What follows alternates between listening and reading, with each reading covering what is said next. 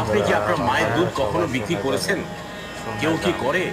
তাহলে গরুকে মা বলছেন, গরুর দুধ বিক্রি করবেন কেন?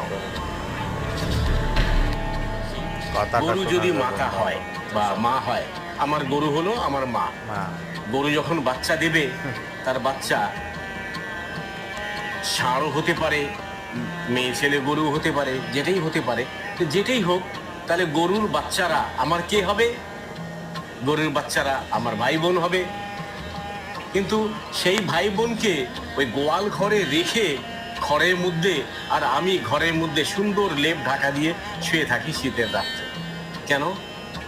গরু যদি মা হয়, তার বাচ্চা তো আমার ভাই বোন হবে। তাহলে সে ভাই বোনকে নিয়ে আমি আমার সঙ্গে ঘুমাতে পারবো না কেন? কি সুন্দর নিয়ম!